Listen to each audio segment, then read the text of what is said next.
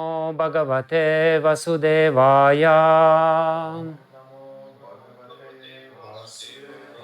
Om Namo Bhagavate Vasudevaya.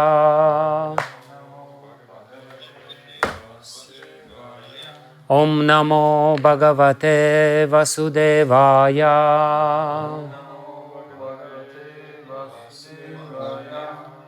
Narayanam Namaskritya Naram Chaiva Narottamam Devim Sarasvatim Vyasam Tato Jaya Mudirayet Nashta Prayeshva Badrishu Nityam Bhagavata Sevaya Bhagavatyutama Shloke Bhaktir Bhavati Naistiki Yam Pravrajantam Anupetam Apeta Krityam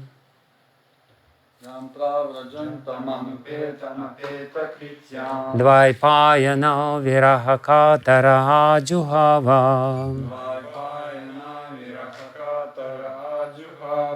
Putreti tanmayatayo taravo binedus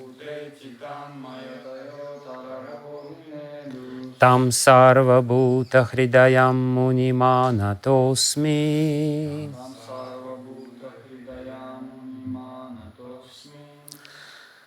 So, text number 151 of Madhya-lila Sri Chaitanya Charitamrita. This is the verse written by Srila Śrīdhara Svāmī. It's in his commentary to the first verse of the 10th Canto of Śrīmad-Bhāgavatam. And this particular verse by Śrīdhara Svāmī is repeated in Chaitanya Charitamrita twice. Once in Adi-lila of Chaitanya Charitamrita and next time in Madhya-lila. So it's an important verse and it's very appropriate to our topic, the topic of our consideration.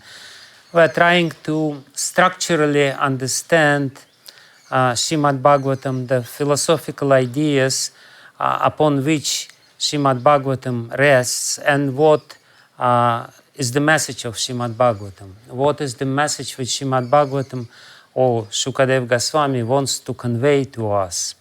Because sometimes it's hidden, sometimes it's said indirectly, rarely it is very clearly delineated.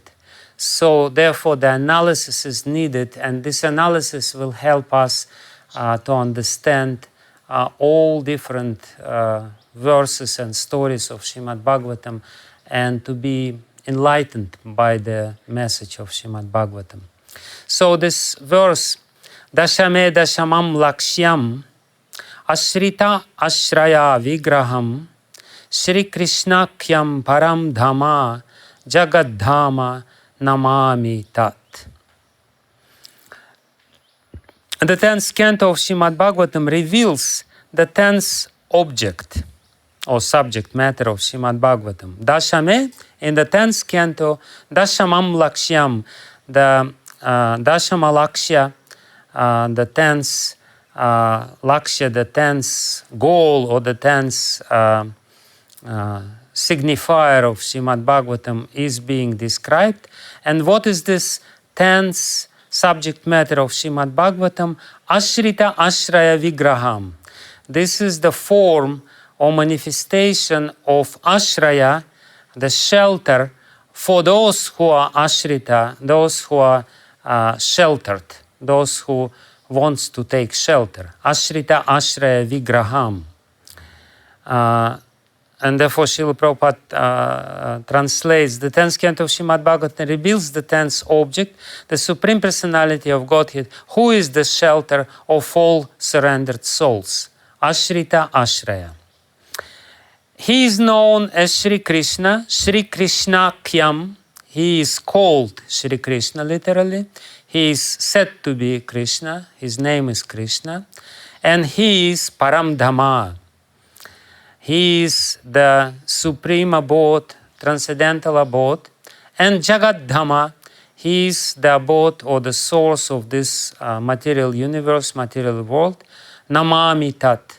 And I am bowing down, I am offering my obeisances to this Krishna, who is āśrita-taśraya-vigraham, whose name is Krishna, who is param dhamma, and at the same time jagat-dhāma. Very beautiful and important verse, which very clearly describes the essence of Śrīmad-Bhāgavatam, the essence of the 10th topic of Śrīmad-Bhāgavatam, Āśraya. Who is Āśraya? Every word in this verse is very important for us to understand the 10th subject matter of Śrīmad-Bhāgavatam. And purport by Srila Prabhupada. This is a quotation from Bhāvārtha-dīpikā Śrīdhara Svāmī commentary of Śrīmad-Bhāgavatam 10.1.1. In the 10th Canto of Śrīmad-Bhāgavatam, there is a description of Āśraya-tattva, Śrī-kṛṣṇa.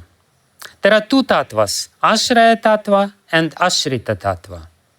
Āśraya-tattva is the objective, and āśrita-tattva is the subjective.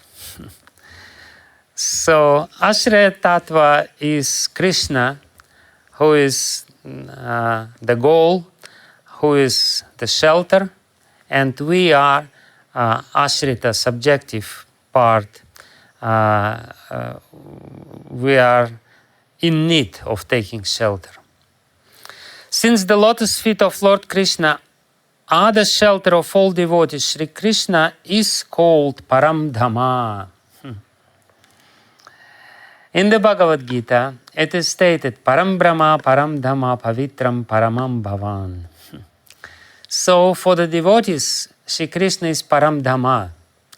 For the conditioned souls, Śrī Kṛṣṇa is jagat-dhāma. For those people who know that their home, dhamma, actually dhamma means home also, means abode or home.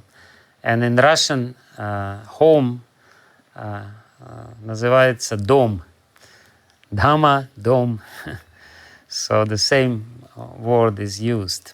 So for those whose home is spiritual world, the devotees, for them Krishna is param dhamma. For those whose home is this material world, conditioned souls, Krishna is still the supreme ruler, and therefore he is called here jagat-dhāma. So it's indirectly indicated there are two types of souls in this world. Those who want to go back home, back to Godhead, and those who want to stay back home in the material world. In the Bhagavad-gītā 10.12, it is stated, param brahma, param dhamma, pavitram, paramam dhamam. Everything is resting under the lotus feet of Krishna. Śrīmad-Bhāgavatam, in Śrīmad-Bhāgavatam it is stated, samasritaya pada palava plavam, mahat padam punyaya sho murarehe. Under the lotus feet of Śrī Kṛṣṇa, the entire Mahat-tattva is existing. Since everything is under Krishna's protection, Śrī Kṛṣṇa is called Āśraya-tattva. So he is Āśraya for the spiritual world and he is Āśraya for the material world because everything is under his feet. Everything else is called āśrita-tattva. The material creation is also called āśrita-tattva. Liberation from material bondage and the attainment of the spiritual platform is also called āśrita-tattva. Krishna is the only Āśraya-tattva.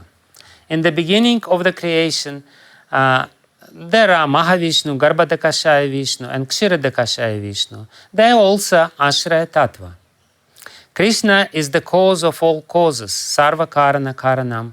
To understand Krishna perfectly, one has to make an analytical study of Āśraya-tattva and āśrita-tattva. So I will read a few more verses because they are all very important till the verse number 158. But they have very small purports. Krishna Swarupa Vichara Shuna Sanatan. Hey Sanatan, please listen from me the Swarupa Vichar, the consideration or description of Krishna's Svarup, or explanation rather of Krishna's Svarup. Advaya Jnana Tattva Vrajya Vrajendra Nandan. He is Advaya Jnana Tattva, he is non-dual consciousness, and he is in Vraj, Vrajendra Nandan. Sarva Adi, Sarva Amshi, Kishora Shekar, Chidananda Deha, Sarva Shraya, Sarveshwar. Krishna is the original source of everything, Sarva Adi. Sarva Amshi, he is sum total of everything. He is Amshi, not Amsha, not the part, he is the sum total. Kishora Shekar, he appears as the supreme use, and his whole body is composed of spiritual bliss, Chidananda Deha. Sarvashraya, and therefore he is the shelter of everything, Sarvashraya, and Sarveshwara. He is the master of everyone. Purport. Krishna is the origin of all Vishnu Tattvas, including Mahavishnu, Garbhodakashaya Vishnu, and Kshirodakashaya Vishnu. He is the ultimate goal of Vaishnava philosophy. Well, Gaudiya Vaishnava philosophy.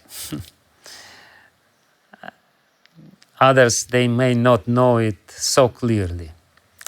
Everything emanates from him. His body is completely spiritual and the source of all spiritual being.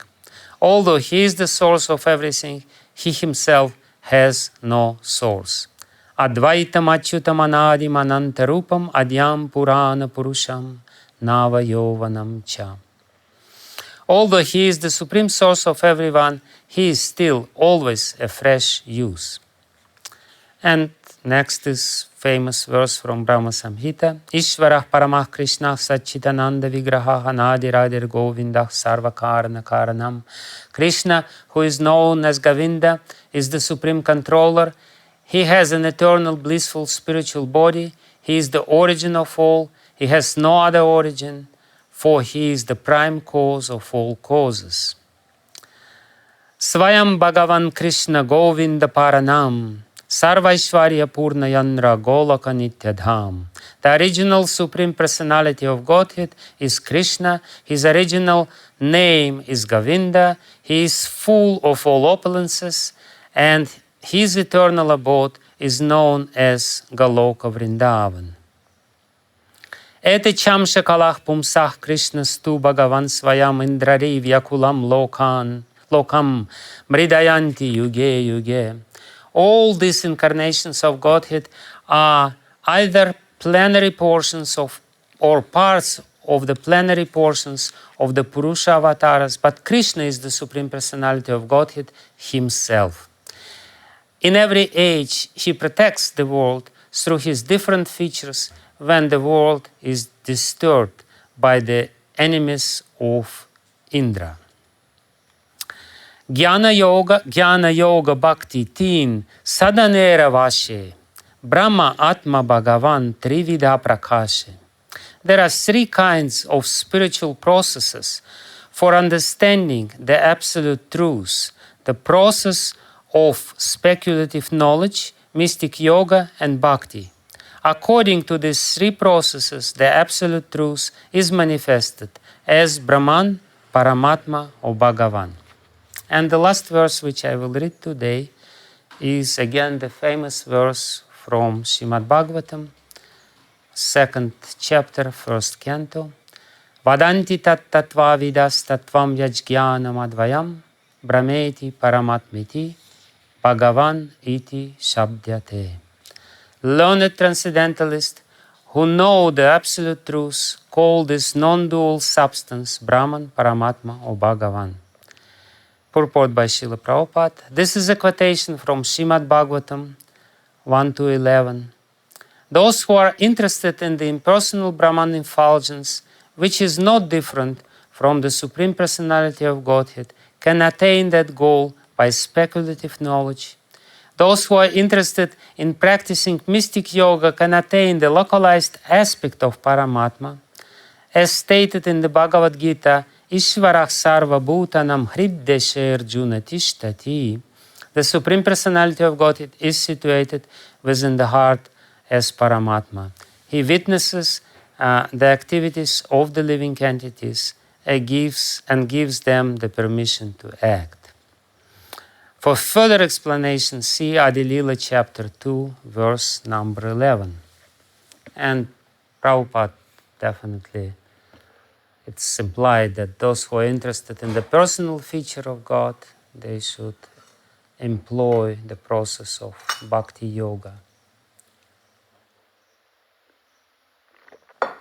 Namo Vishnupadaya Krishna Preshtaya Bhutale Srimate Bhakti Vedanta Swāmī Niti Namine Namaste Saraswati Deve Gauravani Pracharine Nirvishesha Shunyavadi Paschatya Tarine Vanchakalpatarubhescha Kripasindhu Vacha Patitanam Pavanebhyo Vaishnavebhyo Namo Namaha Jai Shri Krishna Chaitanya Prabhu Nityananda Shri Advaita Gadadhara Shivasadi Gaura Bhakta Vrinda Hare Krishna Krishna Krishna Hare Hare Hare Rama Rama Rama Hare Hare Hare Krishna Krishna Krishna Hare Hare Hare Rama Rama Rama Hare Hare Hare Krishna Krishna Krishna Hare Hare Hare Rama Rama Rama Hare Hare Ajanulambit Bhujau Kanakavadatu Sankirtanai Kapitaro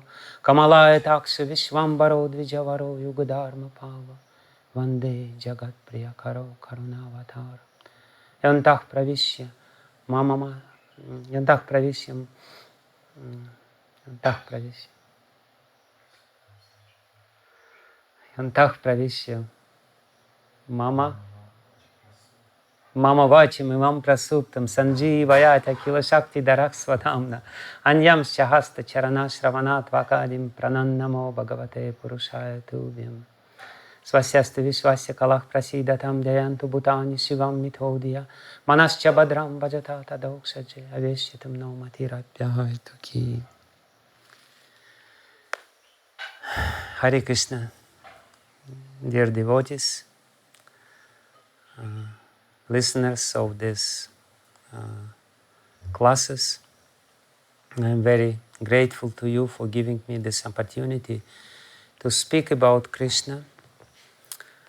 And we're making a little jump in our discussion of the structural discussion of the topics of Śrīmad-Bhāgavatam.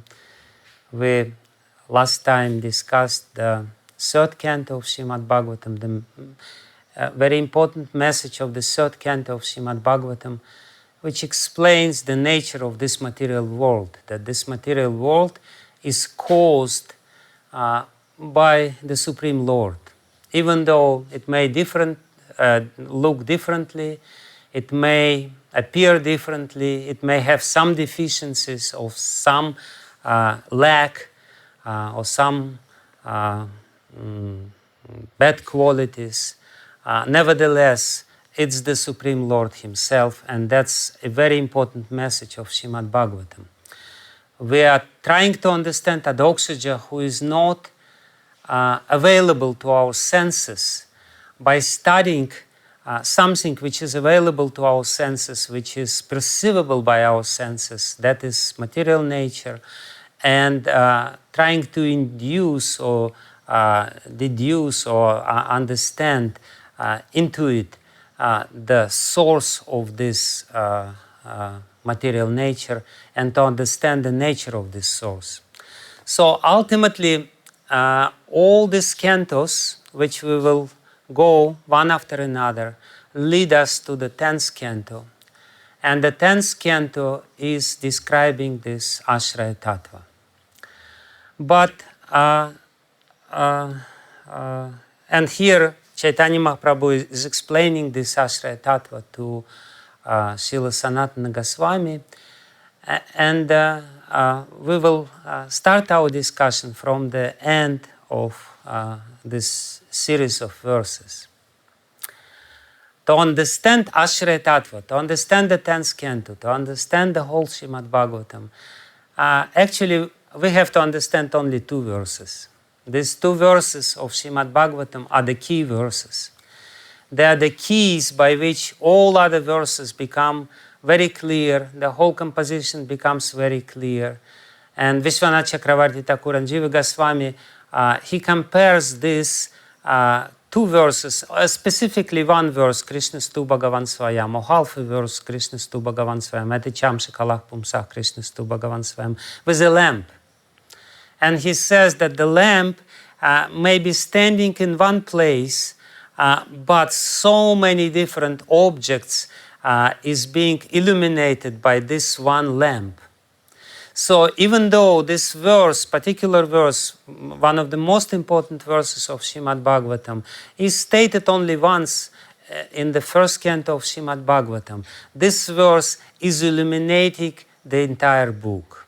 So the most important two verses of Śrīmad-Bhāgavatam for us, Gaudiya Vaishnavas, upon which the whole explanation of Śrīmad-Bhāgavatam, very clear and brilliant explanation of Śrīmad-Bhāgavatam, very lucid, which has never been given before, which was actually revealed by the mercy of Sri Chaitanya Mahaprabhu. These two verses, or even 1.5 verse, is this Vadanti tat-tattvam vidas, tattvam yajñānam advayam, prameti paramatmeti bhagavaniti shabdyate, and the second half of the verse is Eticham Shakalach Pumsah Krishna Stu Bhagavan Svayam. So we will continue our topic of structural understanding of Śrīmad-Bhāgavatam on the basis of these two verses, and I will try to explain these two verses very briefly because this is a very big topic. But again, if I understand these two verses, everything. If I understand thoroughly, the problem is that we think we know these verses. But if I understand them very clearly, we will see Śrīmad-Bhāgavatam, and in fact, not only Śrīmad-Bhāgavatam, our own life, our own soul, our own body, the whole material world in a completely different way. So we'll start with the first verse, which is 11th verse of the first canto of Śrīmad-Bhāgavatam, second chapter. Vadanti tat-tattva vidas tattvam yajñānam advayam. Srila Jiva Goswami, it's really amazing. Srila Jiva Goswami explains this particular verse in two huge books. He starts explanation of this verse in the first Sandarbha, Tattva Sandarbha.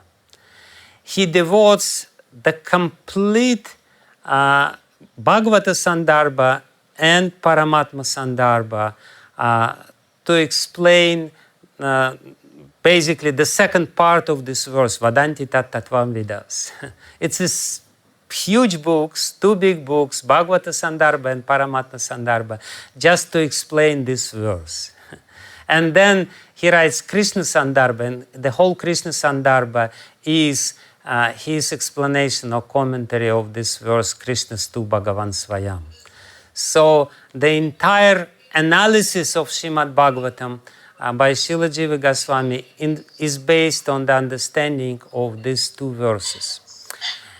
And the first verse is spoken by Sutta Goswami, and the previous verse, the 10th verse of the first canto of Śrīmad-Bhāgavatam, Kamasya Nendriya Pritir, in the previous verse, Sutta Goswami says that Kamasya Nendriya Pritir labho jiveta yavata, that when one is living in this world, he should not make the sense gratification as his goal, because this is a completely useless process. You know, you can gratify your senses and go nowhere. So it's not the goal of life. What is the goal of life? This is very important verse because he says that the goal of life is tattva jigyasa. Jivasya tattva jigyasa. The life is meant to understand tattva. The life is meant to understand truth. The life is not meant to gratify the senses, because everyone is gratifying senses. All other species of life are much better in gratifying their senses. Hogs and dogs, they're much more suited, their bodies is much more most suitable to, to take enjoyment, because they don't need, they can take enjoyment anywhere. They are very, they're very happy creatures, especially hogs. I can see them everywhere in Vrindavan. They're very happy. They don't need much for their sense gratification. They're happy. But jivasya tattva jigyasa, the life should not be wasted for this sense gratification. The essence of life, the goal of life is to understand tattva. And we all know that this thirst for knowledge, this inquisitiveness, this desire to understand the truth is there. Like yesterday we celebrated Srila Prabhupada's appearance day, and one devotee, one sannyasi, Russian sannyasi, he told his story. He said he first got Ishopanishad and read Ishopanishad by Srila Prabhupada, and he says that it's amazing, I read this small book and I suddenly realized that my whole life I was looking for this, even though I never knew that I was looking for this. But when I read this very clear understanding of the message, the goal of life, and everything has become very clear. I understood, yes, this is what I was looking for without knowing what I was looking for. So everyone is instinctively, intuitively is looking to understand the truth. It's true. We can, everyone is looking for Krishna. Everyone is looking for tattva, but nobody knows where the tattva is. Therefore, stating this, jivasya tattva jigyasam, that the goal of life is tattva jigyasa, to inquire about the absolute truth.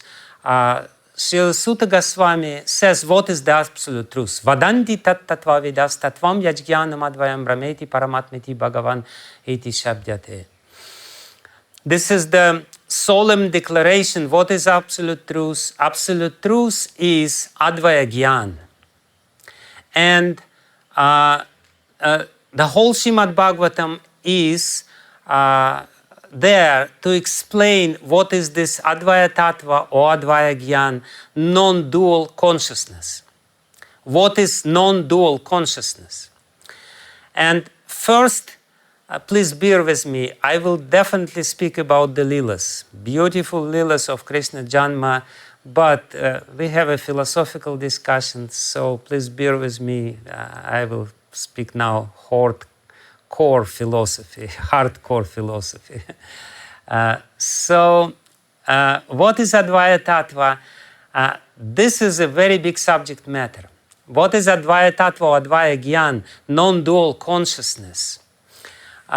So everyone is looking for this non-dual consciousness, but usually people, when we start speaking about non-dual consciousness, which is the source of everything, they say that non-dual consciousness is some abstract consciousness, contentless consciousness, which is devoid of object, which has no object, the consciousness which is not conscious about even himself and not conscious about everything else. It's just pure consciousness. It's a very strange concept, and therefore it's very difficult to understand, but this is what Advaita Vadis are talking when they speak about Advaya Jnana, and when they see these words Advaya Jnana, they become very excited and they say Śrīmad-Bhāgavatam is about Advaya Jnana.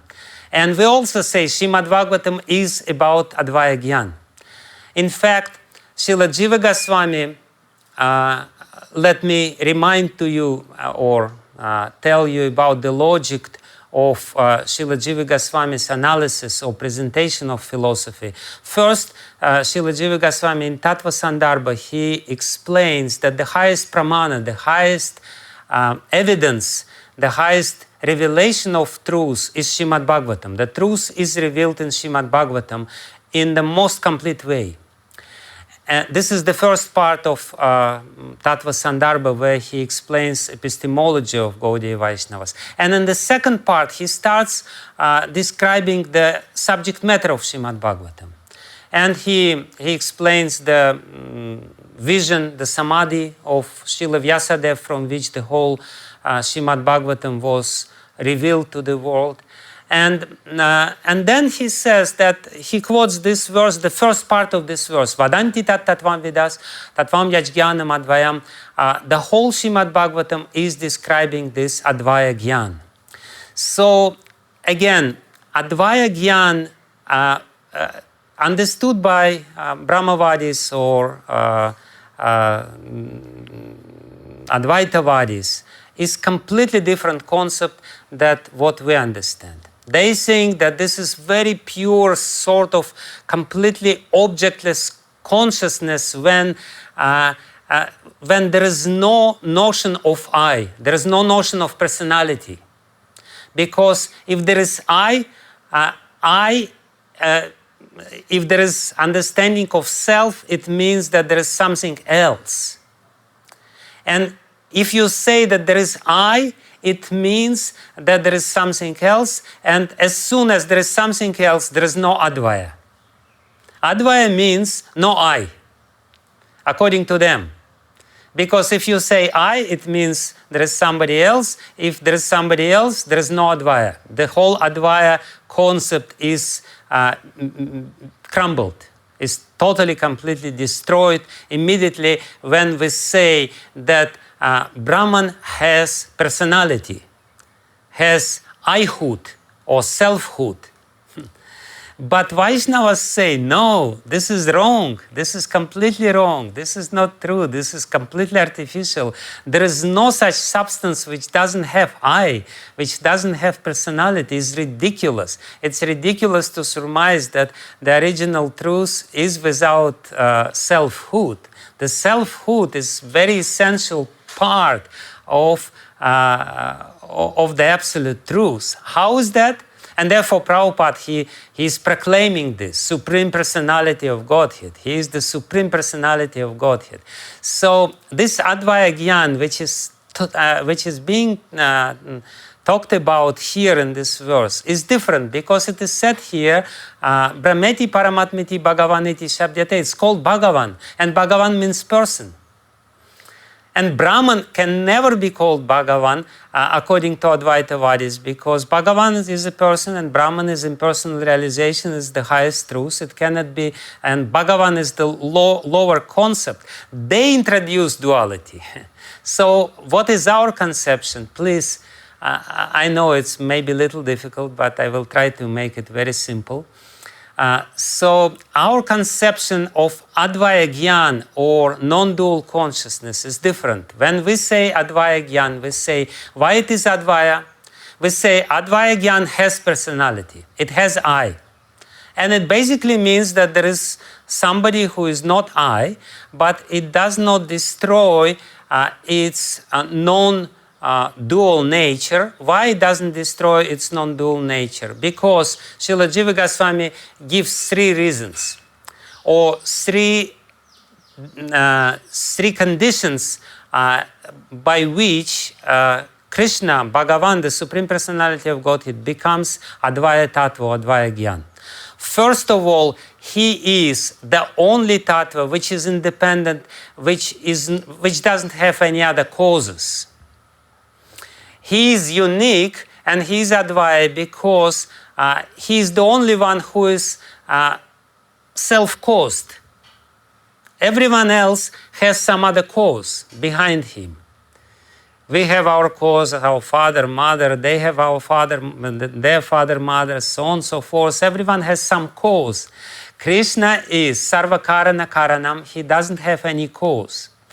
And then he says the next condition to be called Advaya Gyan is that all his energies, he's supported by energies who are his own energies. His support, his existence, he has energies, he has qualities, he has attributes, but his existence within these energies is not dependent on somebody else. It's his own energies. Like we have so many qualities, so many energies, but these qualities and energies are not exactly ours. You know, if we examine our personality, we will understand that our personality is a very, very strange sort of thing. You know, we took something from here, something from there. You know, this is the content of our consciousness. But again, this is the second condition, that all the energies are his energies. There is no extraneous needed for his support. He's supporting himself by his energies, but this is his energies. Atma Maya.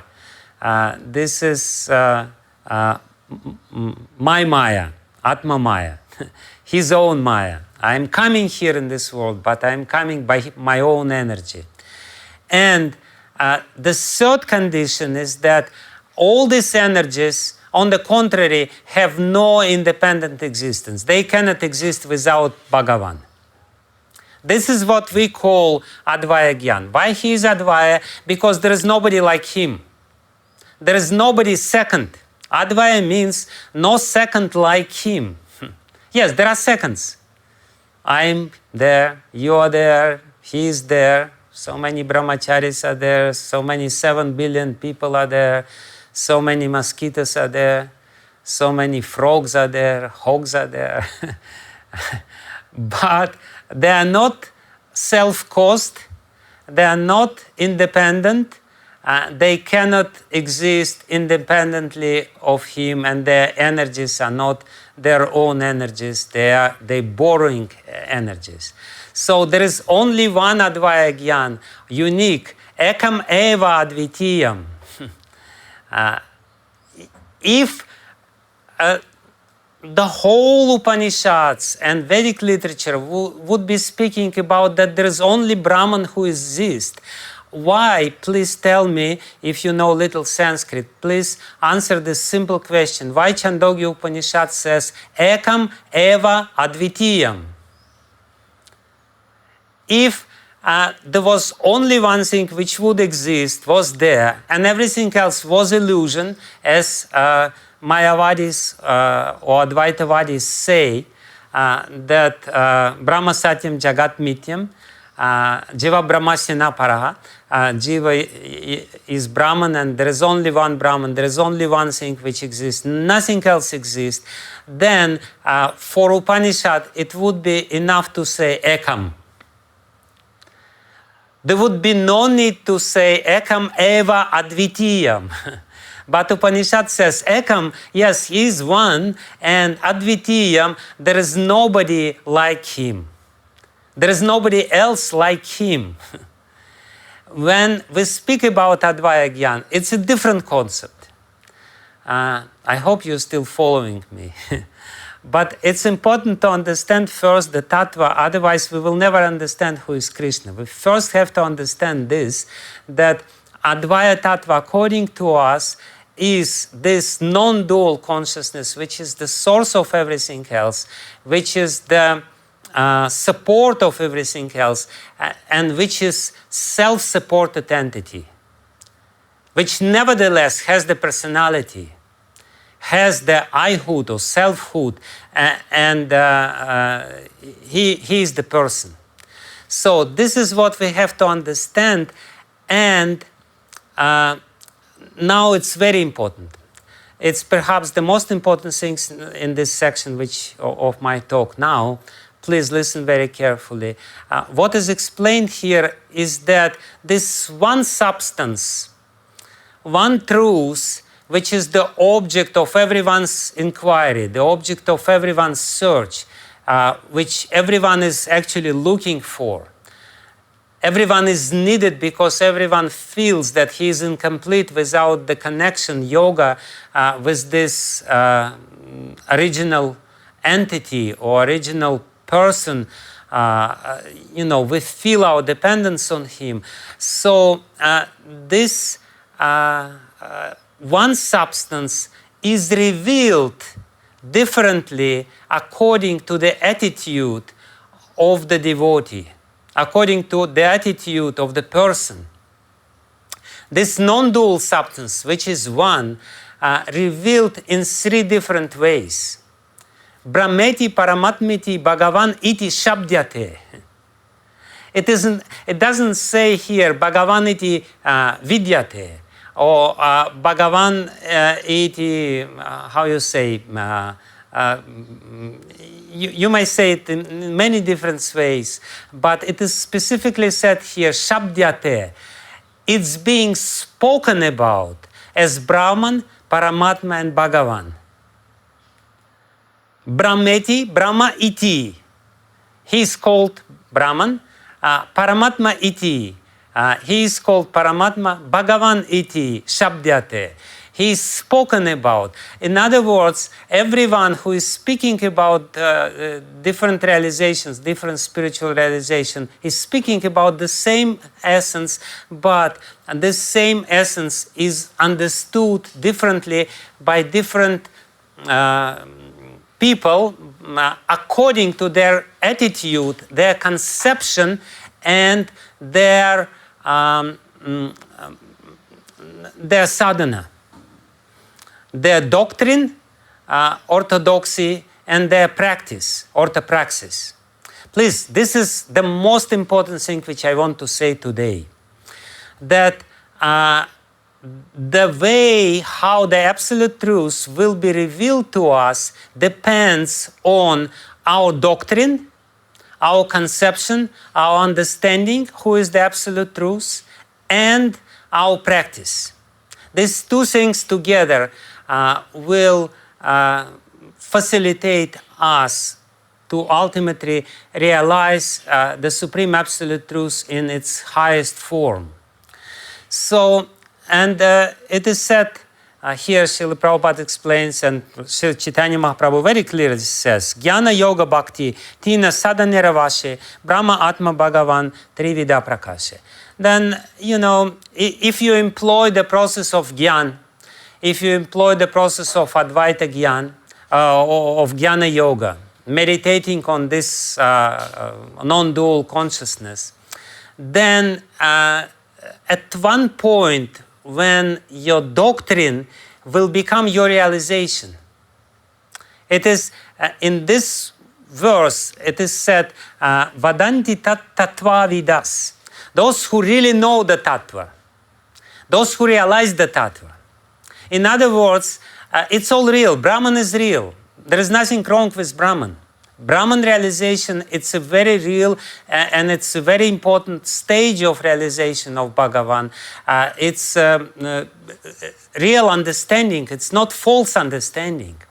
So if you are inclined, and one more important thing here, your practice and your concept very much depend on the level of your surrender.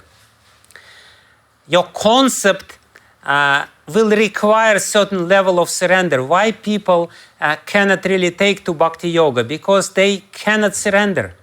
It's very difficult for them to surrender. They know if God is person, I have to surrender, and they don't want to surrender. Therefore, they have different concepts. So these three things are important. Our concept, the level of surrender or readiness to surrender, and the practice according to the extent of our surrender. Because even devotees, we may have proper concept, orthodox. We may understand what is the practice to realize this truth. But if we don't have the appropriate extent of surrender, our practice will be very weak.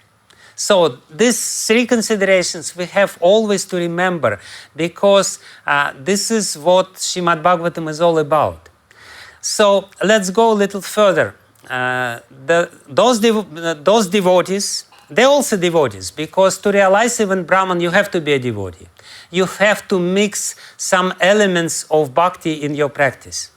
You cannot realize Brahman purely by the means of Advaita Jnana, by Jnana Yoga. Without element of bhakti, you cannot do this. Only by Jnana Mishra Bhakti, you can realize Brahman. But anyway, what is Brahman? Brahman is this sort of realization when you when you have this proclivity, this tendency, this inclination that the truth must be impersonal. You have this concept. You use the methods of Jnana Yoga, which is meditation on these koans, so to speak, on these vakyas, mahavakyas of Upanishads. Oh my goodness. Evam eva advitiya, ekam eva advitiya, and so on and so forth.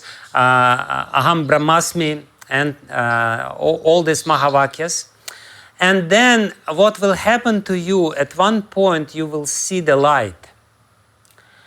This very effulgent light, and Prabhupada actually explains that when you go from the dark room on a very bright light, when the very bright sun, and you have been in a dark room for a few days, you didn't see the sun, you were in a complete darkness, and all of a sudden you go outside and you see the dark light. You will not be able to see the sun itself. You will only be able to see the effulgence of the sun. You will be blinded by this effulgence. So in the similar way, when we are in this darkness of ignorance and we're trying to meditate on the Supreme Truth, at one point the revelation of Supreme Truth takes place within our heart, and when the Supreme Truth reveals Himself within our heart, initially we're completely blinded. We don't see the Supreme Truth, we only see the effulgence. Therefore, in Ishopanishad it is said, please remove this effulgence so that I could see you face to face. This is an initial stage, preliminary stage, incomplete stage of understanding of the Supreme Personality of Godhead. In other words, you can say it's indistinct understanding of the Supreme Truth. Indistinct. Like I was today, while preparing this class, I was looking in the folio and I searched for this word, indistinct, and there's a lot of indistinct in the folio, and I was wondering why this not very common word is so widely used in folio. And then I realized that whenever Srila Prabhupada speaks something indistinctly, in the transcription of his speech, there is in brackets, indistinct. So in the same way, indistinct, when we don't understand clearly the Supreme Truth, we say it's Brahman. It's an understanding. It's a very huge realization. We should not really underestimate it. It's a very amazing realization when we all of a sudden see that the whole creation has the light behind it, and this light is the light of Brahman. But this experience is incomplete experience. It's indistinct realization that we don't understand the Supreme Truth clearly. But this is the same Supreme Truth. Brahman and Bhagavan, they're not different from each other. They're not, because it's the same entity, Advaya Gyan. It's not that there is Paramatma separately, Brahman separately, and then Bhagavan separately. No, this is one entity which is realized differently, but different seekers. And then, which is very important, the next, if we employ yoga process, and of course, if we take this Brahman realization or Advaitavadis, they also have different conceptions. Some say that we should realize God as Virat Rup, and they meditate on Virat Rup. And they realize Virat Rup. They understand that this is the source of everything. They see the universe differently than us. As I said last class, that we see the universe, or materialists see the universe, or the view of universe is to make it exploitable. But they see Virat Rup. They see that this is the, or sometimes they see that one God is he is like sun god and moon god and Indra and all these different aspects of one reality. So there are different concepts again. It's a very, it's a very complex situation, but still they ultimately understand that there is one indistinct reality behind this, and this is the Brahman realization. And Srila Prabhupada explains this in Bhagavad-gītā in the 13th chapter, where he says, Ekatvena prithaktvinā, I don't remember now this verse, he describes different methods of different sadhanas by which you can understand the one truth differently. So that's, again, the most important thing. Depending on your practice, you will get the appropriate level of realization. So the next is yoga, and yoga, they realize personality, they realize Ishvara. Like Srila Prabhupada, he quotes here Bhagavad-gītā, Ishvara sarva bhutanam hriddesha arjuna tishtati. Krishna himself says, Ishvara sarva bhutanam hriddesha arjuna tishtati. Arjuna, Ishvara, God, is within the heart of every living entity. He doesn't say, I am in the heart of every living entity. He wants, in this particular verse, to make distinction that there is a different realization. There is Bhagavan in his complete form, and there is Ishvara. Ishvara is Paramatma. Ishvara is God for this world. When we don't understand the difference between the source and the energy, which is coming from the source, this sort of realization is called Brahman realization. We come to a very, powerful entity. We try to realize this powerful entity, but the only thing which we see is his power. And when we see their power, this power, this is Brahman realization.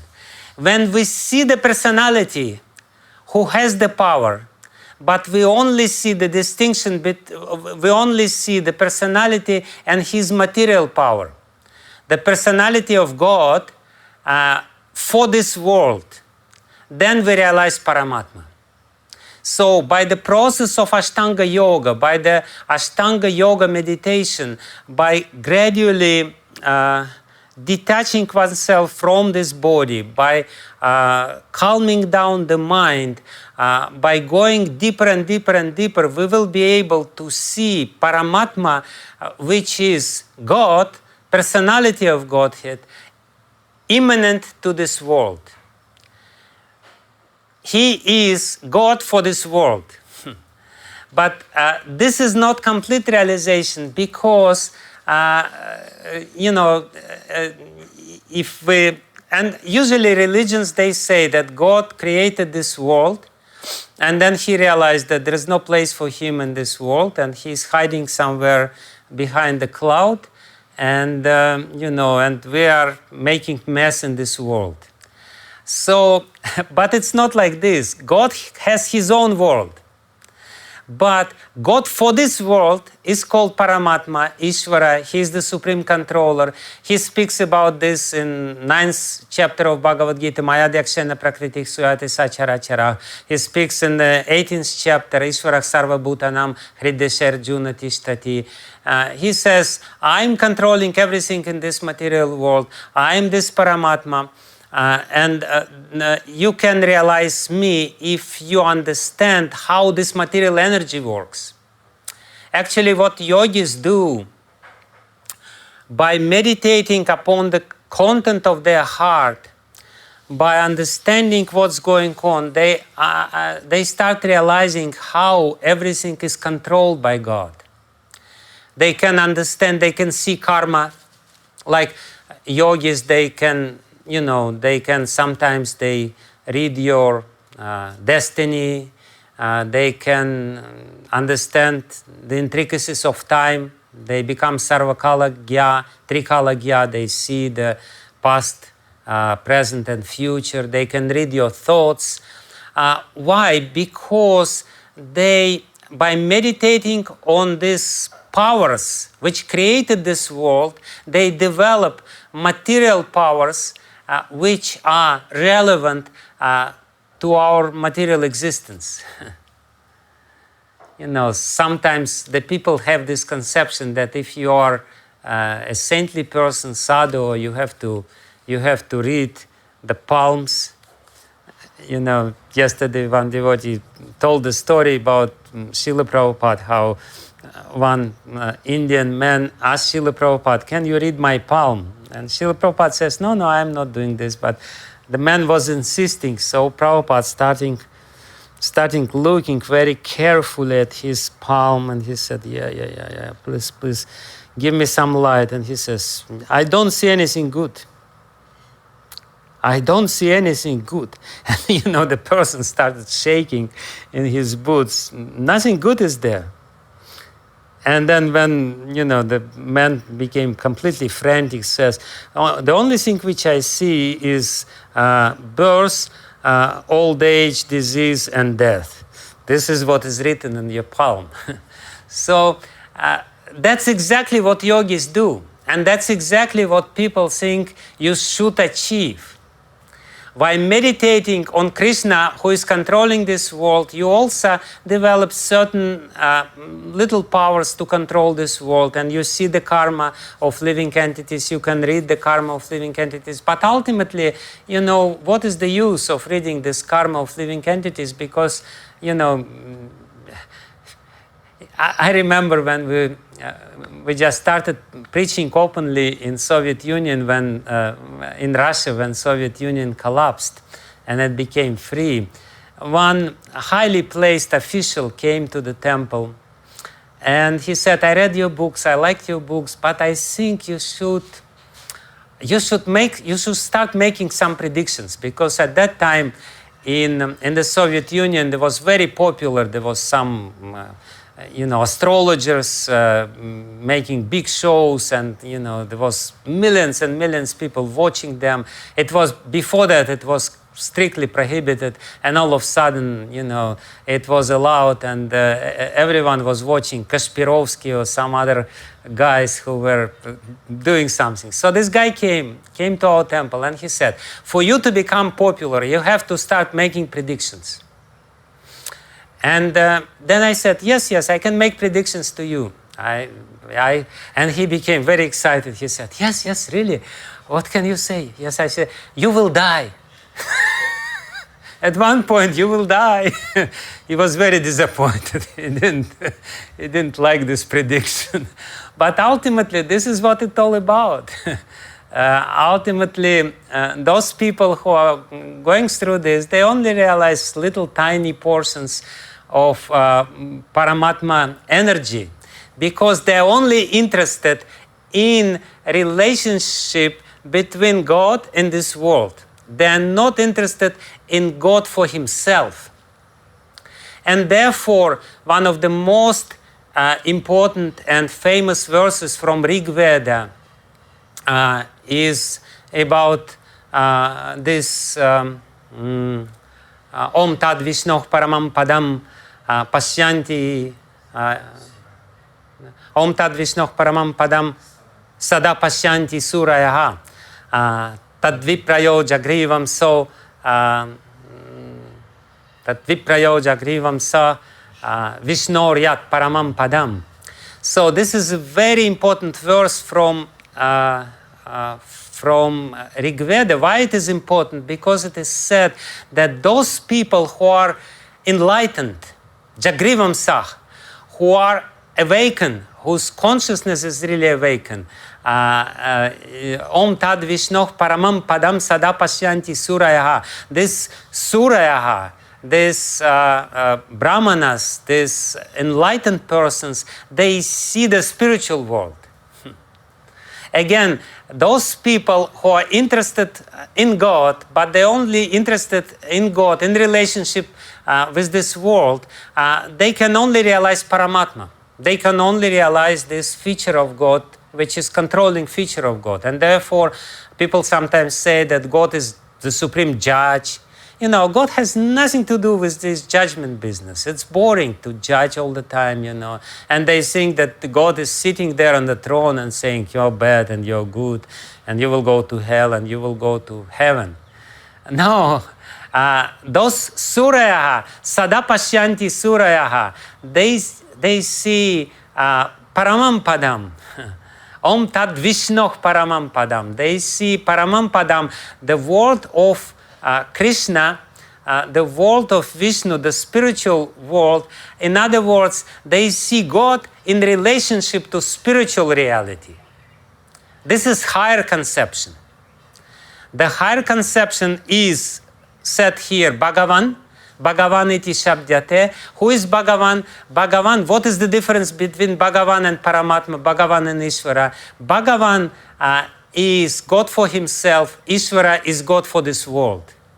Ishvara is the Lord of this world, Bhagavan is for himself. And because we are so egocentric, therefore we are much more interested in God for this world rather than in God for himself. Therefore, only rare people, they can see Sadapashyanti Surayaha and Jagrivam Sak Samindate. They also show this to others.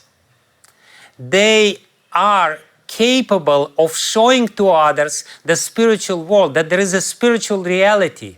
Don't confine yourself to this material world, because this material world is not all in all. Don't confine yourself to this concept of God, which is immanent to this material world. God is transcendental to this material world, and for him and in him there is this paramam padam.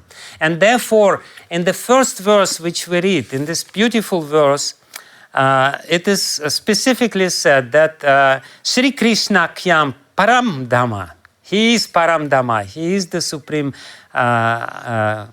shelter of everything. And he is jagat-dhāma. He is both. He is the source of this world. But most importantly for us, if we want to understand, if we want to have higher conception of God, then we have to understand that he is also param dhamma, that there is this higher higher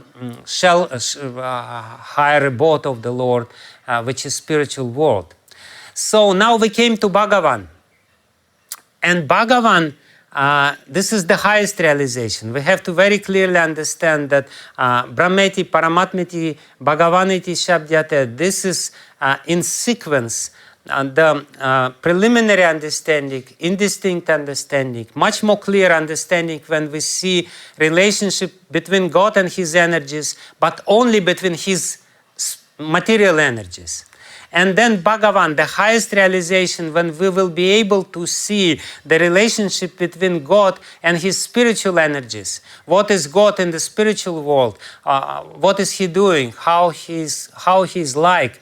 What he likes, what he doesn't like, what he's enjoying in the spiritual world. That's Bhagavan. But in Bhagavan, again, we have two conceptions. When we preliminary approach Bhagavan, when our vision becomes very clear because of practice of Bhakti Yoga, which starts with the chanting of the holy name, when we start doing this, then we will gradually realize, yes, God is there, and God is not only in this world, God is not only in my heart, God is also in the spiritual world. But the first understanding of God is very great and I am very tiny. And that's a very important understanding because it gives you impetus to surrender to him. But this Aishwarya-mai Gyan, understanding of God, is not the highest understanding. What we're talking about, again, the concept of Śrīmad-Bhāgavatam, which facilitates us to understand the highest aspect of God. As I said, there should be concept, there should be appropriate sadhana, and there should be appropriate level of surrender. So the higher the concept, the more difficult is sadhana, difficult in a sense that it requires higher degree of surrender. When we are talking about Brahma Gyan or meditation on Advaita nature of, on Brahman, on Advaita Brahman, then there is no need to surrender. There is hardly any need to surrender. Little surrender should be there because, as I said, the element of bhakti should be there even to realize Brahman. The practice of Ashtanga Yoga is much more difficult because, as Patanjali Muni in Yoga Sutra himself says, to realize Brahman, to enter into Samadhi, he says, Ishvara Pranidhanava. You have to surrender to Ishvara. He says this is a very easy way, relatively easy way to enter or to reach this Samadhi stage if you just do Pranidhana. Pranidhana means total, complete surrender. But still, it, you want to have some certain power, you have to have some certain independence, you're still very much immersed in this material world. But the understanding of Bhagavan for himself means that all of a sudden you're nobody. You're nobody. You have to surrender wholesale, completely, absolutely, without any self-will. You have to be dependent on his will completely. No separateness or no separate will remains in the spiritual world. But in the spiritual world, again, as I said, there are two levels of realization. The lower realization is this Aishwarya Gyan, when we realize God as Narayan, as Shadaishwarya Purna. Aishwaryasya Samagrasya Viryasya Yashasak Shriya, who is God, who is person. Person God is one who has all these 6 opulences. And the main opulence is Shri. But Shri means sweetness. Shri means beauty. So the highest realization, when you realize this, or when the devotee realizes the sweetness of the Lord, or Madhurya Maya Gyan, which also has its gradations. So basically what we see, please listen very carefully, it's a very important point, and then within the next few minutes, which are still remaining, I will tell you some leelas, which are very important. But I wanted to tell more leelas today because it's Janmastami special, as you said. But I also wanted to tell you some philosophy, which is also important, I think. So please, when we speak about Brahman, it's one. When we speak about Paramatma, it's also one. There is no different Paramatmas. Those who realize Brahman, they see this indistinct effulgence of God. Those who realize Paramatma, they realize one. Well, maybe sometimes they speak about 3 Paramatmas. Kshiradakashaya Vishnu, Garbhadakashaya Vishnu, and Karanadakashaya Vishnu. 3 aspects of Paramatma, one higher than another. That's possible. When we speak about Bhagavan, we speak about huge varieties of form of Bhagavan. It's a completely different story. When we go to Brahman, it's one Brahman. When we go to Paramatma, one Paramatma. Everything is clear. When we go to Bhagavan, nothing is clear. Kurma is there, and Nrisimhadev is there, and Varahadev is there, and Parashuram is there, and Narada Muni is there, and Vyasadev is there, and Guru Maharaj is there, Sakshat Daritvina Samasta Shastra, and who else is not there? Everything is there. So whom should I surrender? Who is the higher form of all the forms of Bhagavan? Whom should I worship? Yes, if I understand this clearly, this is the message of Śrīmad-Bhāgavatam. I have to understand this message very clearly. Okay, it's clear that we shouldn't worship Brahman. Brahman is the lower sort of realization, lower path. It's clear we shouldn't worship Paramatma and we shouldn't go through this yoga path. But when we come to bhakti, so what should we do? Because there are so many, again, varieties of bhakti. And there is Vaidhi Bhakti and Raganuga Bhakti. Which one we should do? So for that, the second verse is there, which is quoted here by Sri Chaitanya Mahaprabhu. Ete cham shakalach pumsah Krishna stu Bhagavan svayam. the second most important verse of Śrīmad-Bhāgavatam, the first most important verse of Śrīmad-Bhāgavatam explains this concept of Advaya Gyan, which I tried to explain. But the second verse explains the relationship between the different forms of Bhagavan. Ete, Cha, Amsha, and Kala. There are many different forms of Bhagavan which manifest the powers of Bhagavan partially. They Amsha or Kala. They only manifest little parts of the potency of Bhagavan. Krishna's too Bhagavan Swayam, but Swayam Bhagavan is Krishna. The Bhagavan himself, God himself, with all his powers, God with all his powers, the highest conception of God is Krishna. And that's definitely the message of Śrīmad-Bhāgavatam. And how do you realize Krishna? You can realize Krishna in two different ways. You can realize Krishna in his opulent form, and you can realize Krishna in his sweet form. And again, Śrīmad-Bhāgavatam provides for this and explains to us by the method of negation, by understanding different methods, different concepts and appropriate sadhanas. We have to negate the lower concepts and lower sadhanas, and ultimately adopt the highest concept and the highest sadhana. And the 10th canto starts explaining the highest way to realize Krishna and the highest conceptions of Krishna. And therefore, the day before yesterday, we were celebrating Janmastami. Janmastami is the day when Krishna reveals himself. From the historical perspective, he reveals himself when he comes to this world and he becomes visible to all the people of this world, like, when all of a sudden Adoksaja becomes Akshaja. When Adoksaja becomes the object of our vision, that's avatar. Krishna comes. But why Krishna is the highest form of Bhagavan? I will explain a little later. But again, the day before yesterday, we celebrated his appearance day from the historical perspective.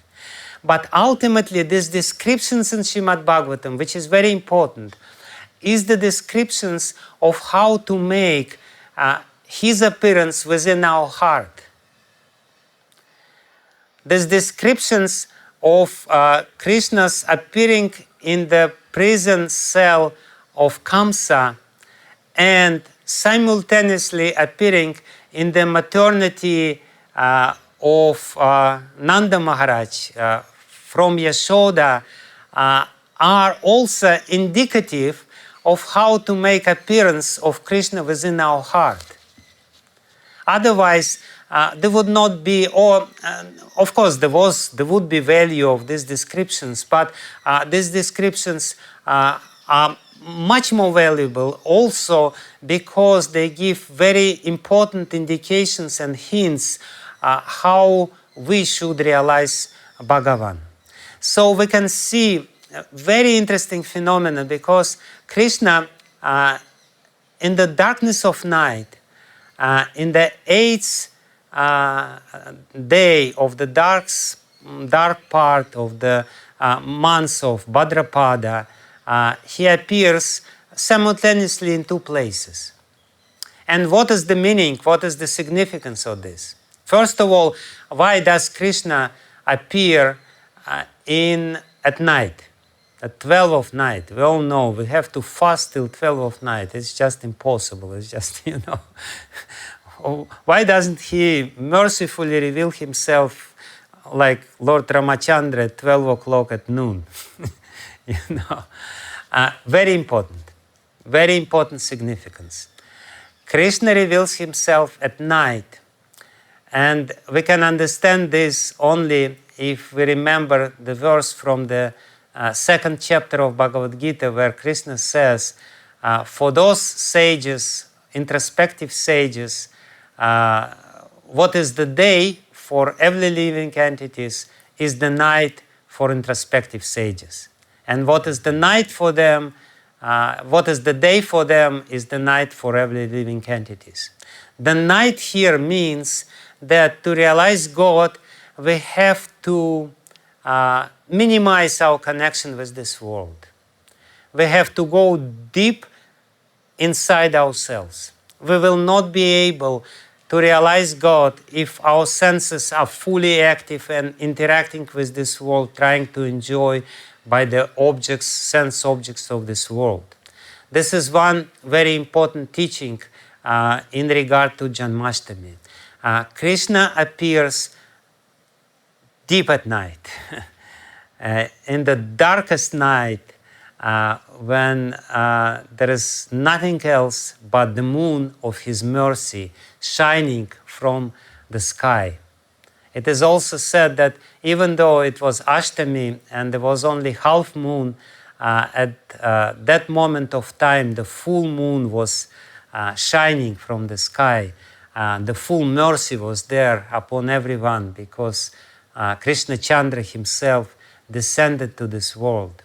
And how he descends to this world, it's also very important. He descends to this world in the prison cell of Kamsa. Who is Kamsa? Bhaktisiddhanta Saraswati Thakur Prabhupada says that Kamsa is the fear of material existence. Fear of birth, death, old age and disease. This is Kamsa. And when we realize the miserable nature of this world, Bhaktisiddhanta Saraswati Thakur Prabhupada, he says that Madhura signifies mixture of bhakti and gyan. So we're talking about a specific process, how to realize specific aspect of God, which is the opulent aspect of God, where the gyan or knowledge of Godhood or his opulence is very prominent. So for that, we need to fear the repetition of birth and death. We need to understand that this world is not a nice place, it's a hopeless place, and in this place the birth, death, old age and disease are constantly being repeated and we will suffer. So that's the fear, and this fear will put us into the prison cell. Sometimes devotees, they feel like in prison because they were free birds in this material world, they were flying very happily, they were eating everything, they're doing all kinds of nonsense, and all of a sudden, you know, this you shouldn't do, and this you shouldn't do, and this you shouldn't do, and that you shouldn't do. And what should I do? You should eat prasadam and chant Hare Krishna and be happy. How I can be happy if I don't do anything? So that's prison. What is prison? Prison. What is there? Please mute your microphone. So this prison is the rules and regulations of Vaidhi Sadhana Bhakti. Vaidhi Sadhana Bhakti, what is Vaidhi? Vaidhi is from the word Vidhi. Vidhi is the rules of scriptures, and scriptures, they always say no, no, no, no, no. They say yes, yes, yes too. But there are so many no there. That's the prison. You know, you're very restricted. You cannot really go here and there. Therefore, Krishna, he appears in the prison cell of Vasudeva and Devaki. And Srila Prabhupada explains in the Purports that before that, Shatgarbhasura, one after another, entered the womb of Devaki. And it basically means that all the anarthas have to be killed, and Kamsa, the fear of material existence, kills one after another. If we are fearful of material existence, we will not be happy, sense enjoyers. We will be very careful in this. We will be very restricted as far as our karma is concerned, our lust is concerned, our anger is concerned, and so on and so forth. We will understand. Gradually, all these things, one after another, will die out, will be weakened. all these programs which are there in our heart will be gradually weakened, and then ultimately Adi Sankarshan, Balaram himself, the spiritual master, will make appearance within our heart. And he will say, he will prepare our heart by his discipline and his service to him. He will prepare us to serve the Supreme Personality of Godhead. He will say how you should serve the Supreme Personality. He will teach us how we should serve the Supreme Personality of Godhead. And then only Krishna will make appearance. And then we can see who is Vasudeva. Srila Prabhupada explains Vasudeva, Sattvam Vishuddham Vasudeva Shabditam. Who is Vasudeva? Vasudeva is the manifestation of Vishuddha Sattva. When the lower modes of material nature are completely vanished and purified from our consciousness, and when the higher mode of material nature is also purged out, even material sattva should be purged out, and the spiritual transcendental sattva, which is completely pure sattva, descends, and this pure sattva is the energy of Krishna's existence and Krishna's consciousness. It's Krishna's Chit Shakti with his Sat Shakti together. Then only Krishna will make his appearance from the womb of Devaki, which is symbolically representing the heart of a sadhaka. So there is a Vaidhi Sadhana Bhakti, and this Vaidhi Sadhana Bhakti, and Prabhupada also explains that Devaki, position of Devaki, signifies the position of transcendence. When Devaki and Vasudeva unites, when the influx of Shuddha Sattva comes to our heart, only then we will be able to see the Lord directly. The Lord is there, but He will reveal Himself to us only when the heart is completely purified by the strict following of the rules. And therefore the character of Vasudeva is described. It is described in specifically in Śrīmad-Bhāgavatam. Then when Vasudeva was born, all the demigods started playing drums. Therefore, his other name was Anakadundubi. What Anakadundubi means? Anakadundubi means that all the demigods became joyful and jubilant, and they proclaimed, here is Vasudeva. He was born in this world because he is completely truthful. He is completely pure. He has all the good qualities. So, Vaidhi Sadhana Bhakti, it's very important, this purity of following Vaidhi Sadhana Bhakti is very important. The truthfulness of following Vaidhi Sadhana Bhakti is very important. The most important quality of Vasudeva is his truthfulness. He was so famous for being truthful that when he said to Kamsa Maharaj that I will bring all my newborn babies, don't worry. You will be able to do whatever you want to them. Don't kill Devaki. And Kamsa Maharaj immediately believed him. He didn't have a slightest trace of a doubt that Vasudeva will do, if he said this, he will do it. So this is one very important quality of Vaidhi Sadhana Bhakti. It basically means the strictness of following the vows. If I promised I will do these vows, I will follow these vows on the path of Vaidhi Sadhana Bhakti, it's extremely important to follow these vows. Then Krishna will reveal himself, how he revealed himself in the prison cell of Kamsa. This is basically why he revealed himself in this pure Aishwarya mood, to reciprocate with the similar mood of Vasudeva and Devaki. Vasudeva and Devaki, they had this Aishwarya Gyan. And therefore Krishna came to them and he said, for 12,000 years he started saying about the past, their previous life and the life before that. For 12,000 years you were Prishni and Prishni Garba, Prishni and Sutapa, and you were doing this tapasya, and then I was born from you as Prishni Garba, then you were Aditi and Kashyapa, and I was born as Vamanadev. and now I'm born for the third time because I appeared to you, and after the severe austerity which you performed, when you purified your heart, I appeared to you, and what did you ask me? You asked me, we want to have son like you. And because nobody is like me, I was born to you. So this is all the description of Vaidhi sadhana bhakti. We want to relate to God. We want to serve God in a certain way.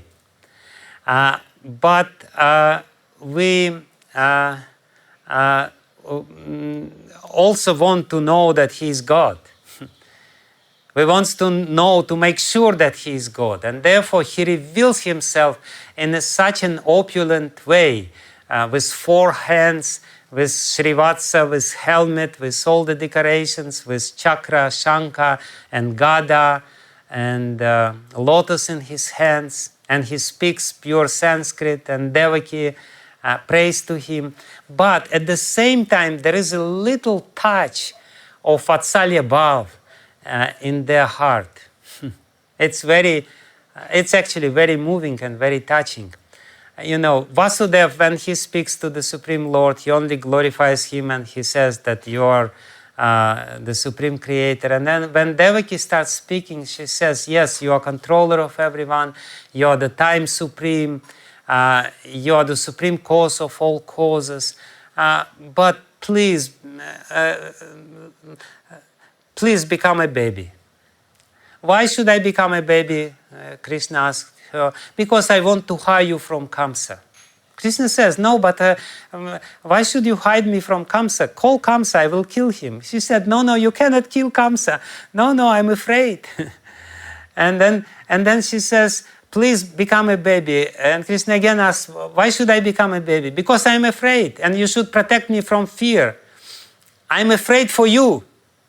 You know, please listen to this very complicated logic. It's not a very straightforward logic. I'm afraid that Kamsa will kill you, therefore you should become a baby so that I could hide you and in this way become peaceful again. Otherwise, I will be always fearful about you. You know, here's God Himself standing in front of you, but she wants to hide Him because that's her motherly love. But then she says, very beautiful thing. She sees that Krishna, who is standing in front of her in his full glory, is still not convinced. He is still not convinced that she wants him to become a baby. And she says, she gives the last argument to Krishna. She says, you know, if you don't become a baby, people will laugh at me. They will say, look, she had God in her womb. How is that possible? You know, this must be some story, you know. She couldn't have God in his womb. And when Krishna heard this argument, he became very small immediately. He became a little baby to pacify Devaki, to say Devaki that ultimately I want to fulfill your desire.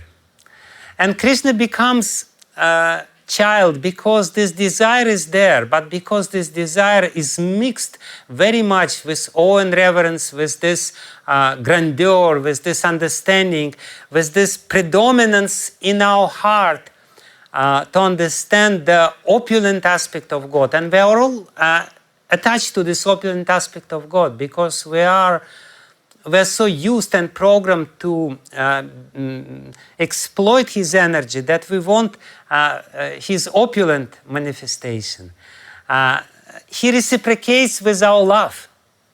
And for a small second, for a split second, for a few minutes, He becomes a baby. But it's so short time, Devaki doesn't even have time to take this little baby and put on her lap. Immediately, Vasudeva takes this baby, puts him on his head in a little basket and goes out. But still, he has this concept, I'm saving God, God is my son, I'm saving my son, he is the most dear. And he goes and he's because he manifests his service attitude, he fulfills what God said to him. And God basically said to him, I don't want to... Basically what Krishna said to him, he said, I don't want to have much to do with you. Please bring me as soon as possible to Nanda and Yashoda. Because I want to taste their love. And Vasudeva, of course, he brings Krishna, and everyone is very happy. You know, it is said that the clouds were rumbling in the sky. There was a little drizzle. You know, like usually at that time, we already entered this season in Vrindavan. Initially, there are heavy rains. There was supposed to be heavy rains. And then starts drizzling. Little drizzles are there. So the drizzles were there so that Krishna... And it's very pleasant because it's not heavy rain, but it's just little, like little cooling down device. And clouds were thinking, you know, let us serve the Lord. Nobody should see him, and therefore there was no light at all of the moon, and everyone was sleeping. Yogamaya put everyone asleep because everyone was basically sleeping in their sense gratifications. And then Anantashesha came to protect the Lord from the rain and from Yamuna. But the most important thing is the other event which also took place the day before yesterday. At the same time, also at 12 at night. You know, also the people who are following Raganuga Bhakti, and Nanda and Yashoda are the manifestations of Raganuga Bhakti sadhana, which is higher process to realize higher conception of God. The highest conception of God is that God is love, and that God wants to exchange love with the living entities, that God wants to become equal with the living entities. God wants to become on the equal footing with the living entities and reciprocate with their love. That's the highest possible conception of God. It's much higher than Brahman, it's much higher than Viratrupa, it's much higher than the multitude of demigods, it's much higher even than Paramatma, it's much higher than the opulent manifestation of God who is without any cause, personality of Godhead like Narayana in Vaikuntha, in this Paramam Padam. It's much higher than anything else. It's much higher than the conception of Vasudeva and Devaki, which has some element of sweetness and some personal touch. Why? Because love is the highest of all. Vishwanath Chakravarti Thakur, he gives a beautiful example, the most beautiful example. There are so many beautiful examples which our acharyas give. But he gives the most beautiful example. It's most amazing example. He says, let's say there is a woman, and she gave a birth to an ugly son, and this son is ugly. He has bad behavior. He's always crying, and he's sickly, and and still she loves him. And then there is a moon. And this moon, full moon, and it is shining, it's brilliant, it's perfect. It gives such a beautiful light. So, and you ask this woman whom she would prefer, this ugly little sun which she gave birth to, or this beautiful moon which is there high in the sky. What she will say? Without hesitation, she will say, of course, to my child. She will say, of course, my child is much more dear to me than the moon. The moon is perfect. The moon is higher up. The moon is giving his mercy and light and everything. The moon is so beautiful. No, but love is more beautiful, even if it's ugly. So, and Vishwanath Chakravarti Thakur says, if the love to a human child is much greater than the love to the moon, how much greater is the love to the perfect Supreme Personality of Godhead, who is born as a child, then the relationship with the Supreme Personality of Godhead, who is perfect and he is very high up and he is this opulent manifestation of himself. He says that because love is higher than anything else, the form of God which being revealed to someone who is in love is the highest possible form. And this highest possible form is revealed in the 10th Canto of Śrīmad-Bhāgavatam and in the whole of Śrīmad-Bhāgavatam. And therefore, it is said in this verse, which is quoted in this section of Chaitanya Charitamrita, Ete chamse kalach pumsah Krishna stu Bhagavan Swayam. He is the child.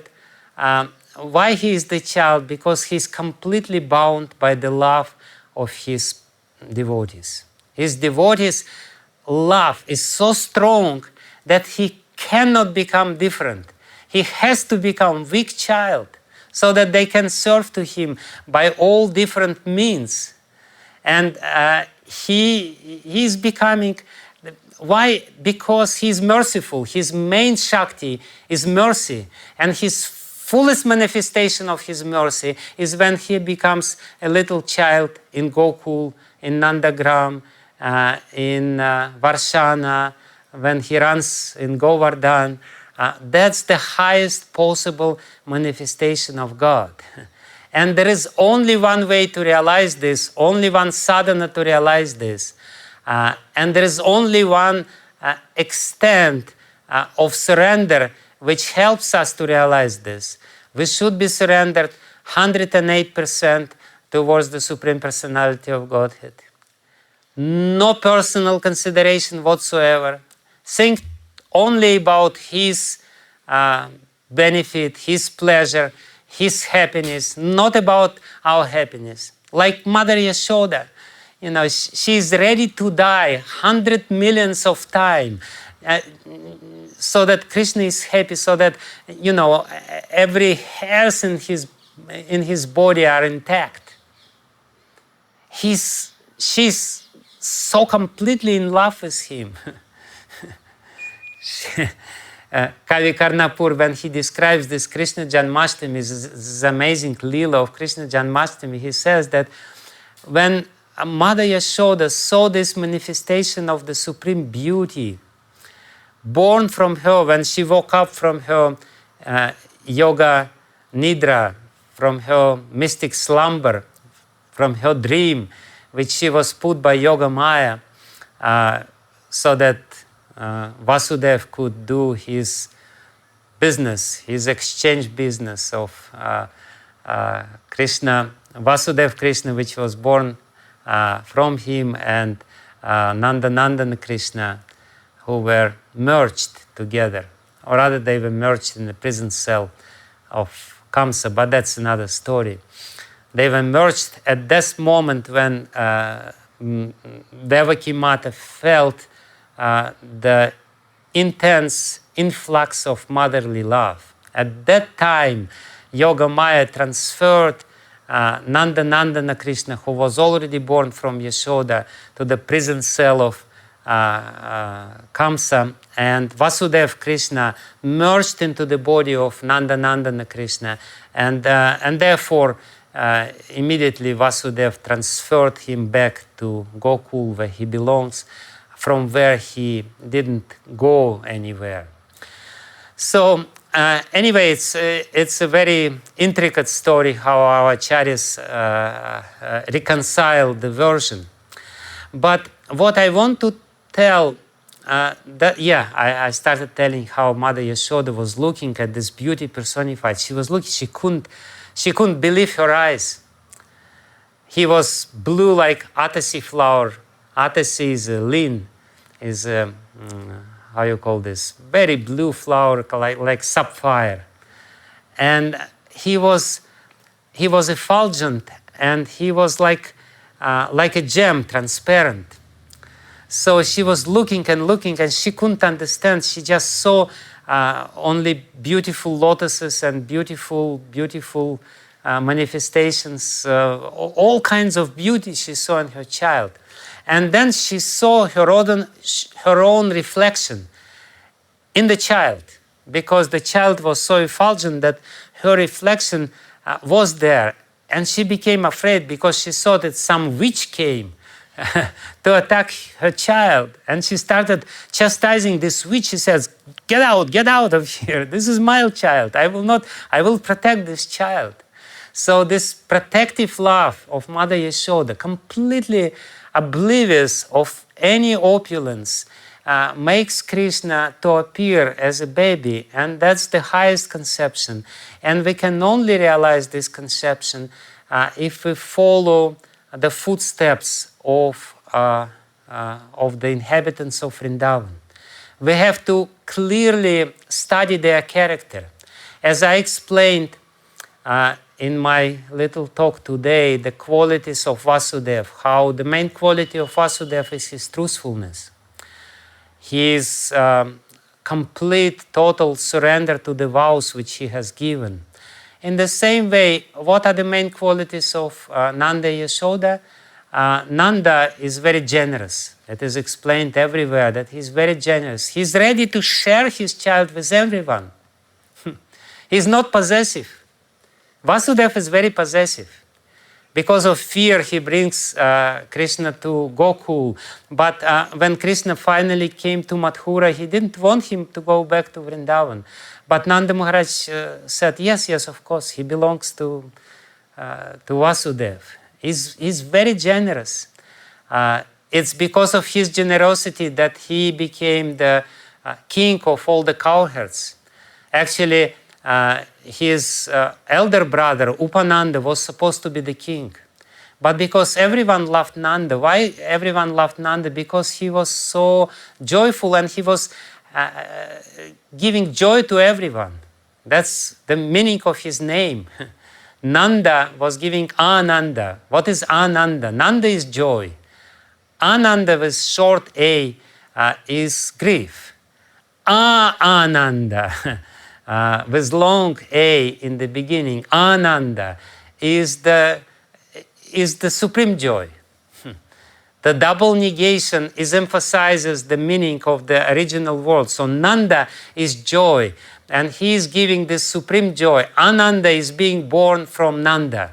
Nanda is joyful himself. He is very generous, and he's very careful. He is caring about all his subjects, and everyone loves him. And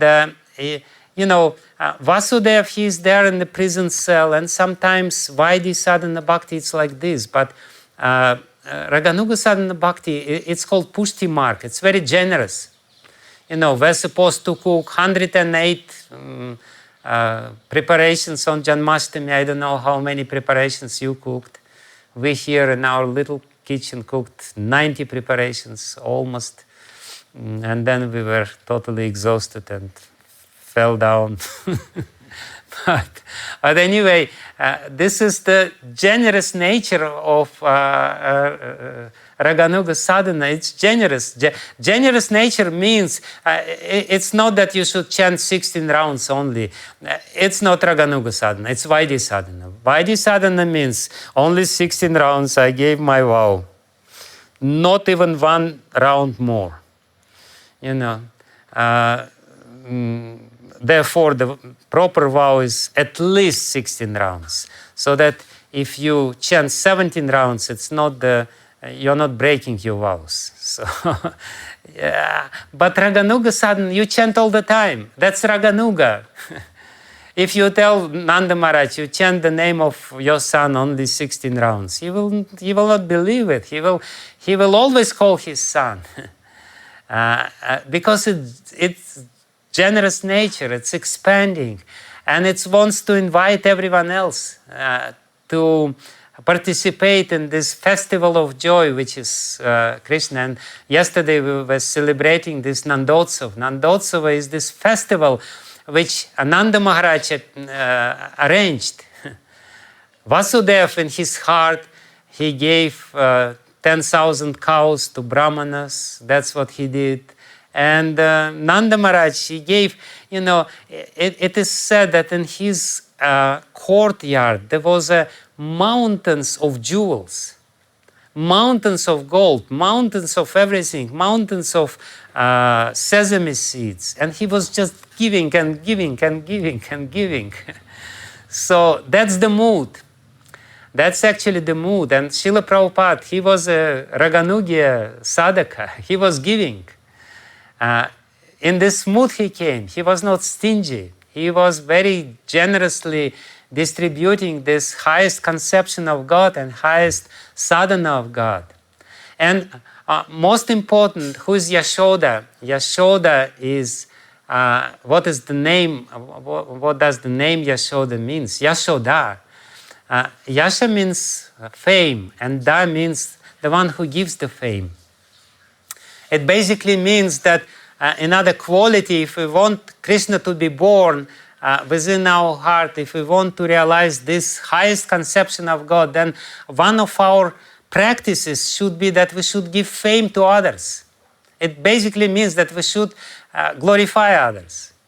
When somebody has stingy heart, it's very difficult for him to glorify others. He only wants to glorify himself and he wants to hear his own glorification. But the devotee who follows this path, he always glorifies Krishna. And he always glorifies the other devotees. He says, you are pure devotee. He never sees faults in other people. Because that completely changes the atmosphere within the heart. You cannot really practice the real form of bhakti if you see the faults in other people. If you're obsessed with seeing the deficiencies and faults in other people, you cannot practice this bhakti, this Raganuga sadhana. And Yashoda means also that she gave the fame of being Krishna's mother to Devaki. If you ask anyone in this world, who is Krishna's mother, from whom Krishna was born, everyone will say, nobody will say Yashoda. Maybe few Gaudiya Vaishnavas will say Yashoda, but everyone says, yes, he was born from Devaki. But Krishna himself couldn't be born from Devaki. Krishna, Gokul Nandana Krishna, Yashoda Nandana Krishna, Nanda Nandana Krishna, he could not be born from Devaki because he could only be born from Yashoda. Because her love is much greater. Her conception of God is much more greater. And because her conception of God, her desire to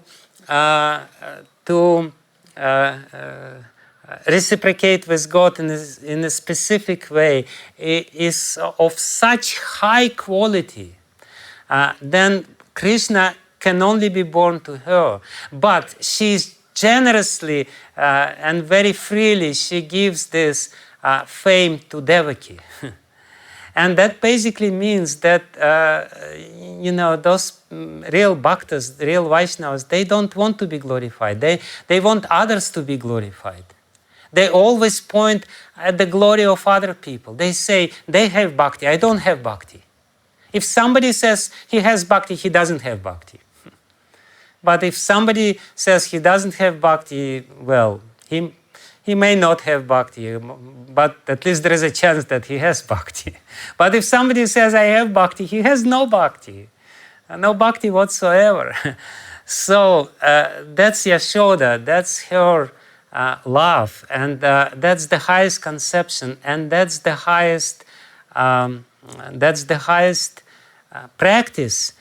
That's the highest form of practice, which helps us to realize the highest form of God, and it implies the highest level of surrender. Because in this relationship, distant relationship with God, we still can maintain our separate identity. In the highest form of worship, there is no question of separate identity. There is no way to maintain the separate identity. I don't want to exist separately at all. I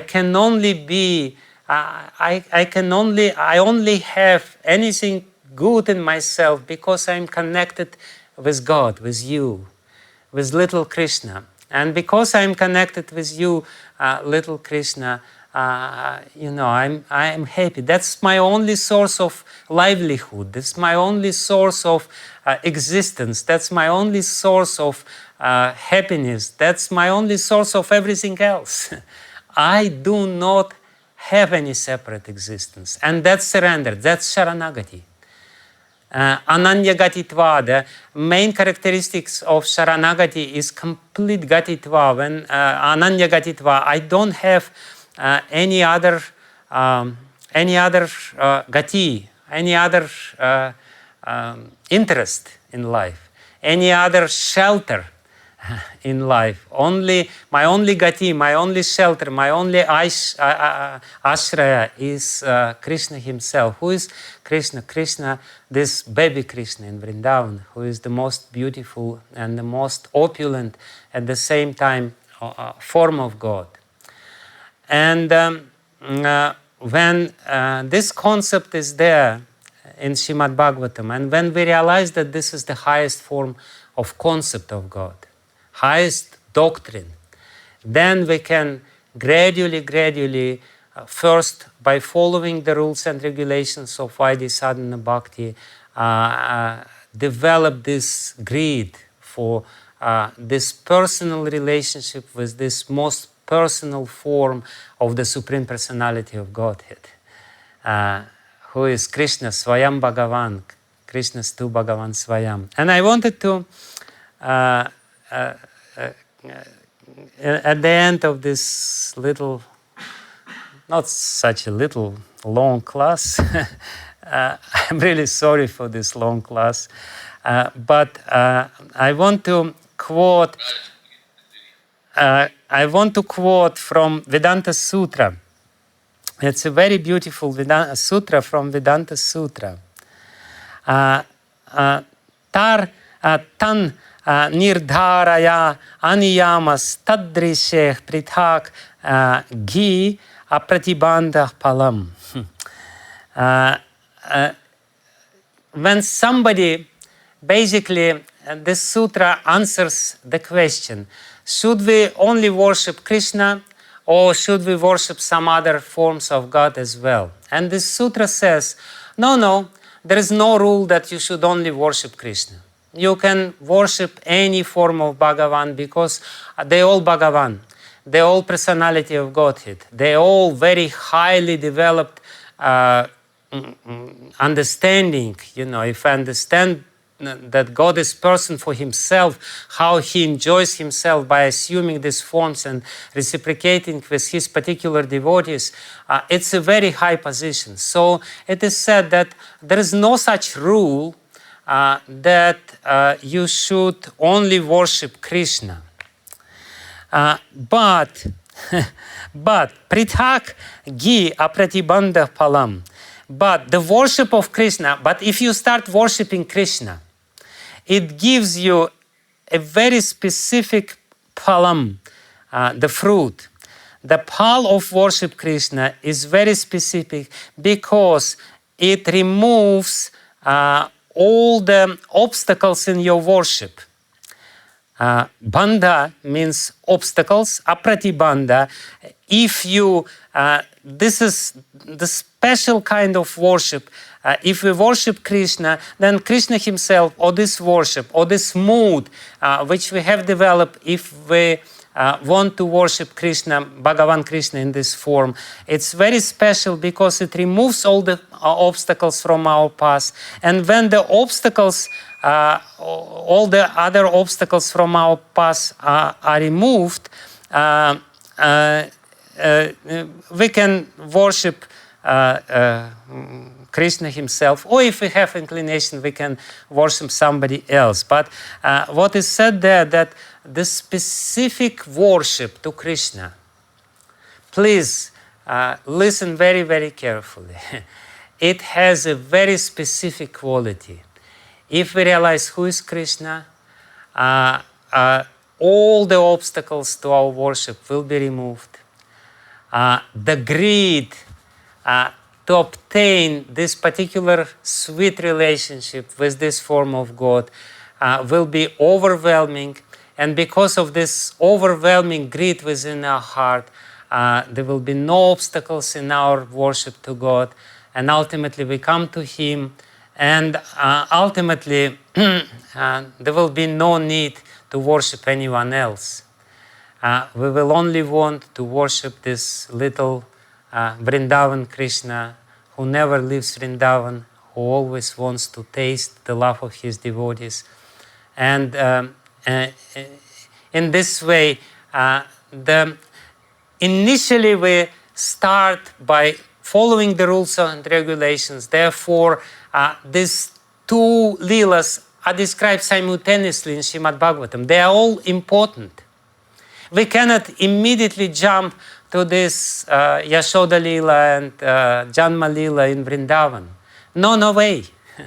Therefore, even the first lila is described much more elaborately in Śrīmad-Bhāgavatam, whereas the second lila, its subsequent events are described more elaborately. So we start worshipping Krishna from this Vaidhi sadhana worship. But we also know what Krishna wants. Krishna wants us to bring him to Vrindavan.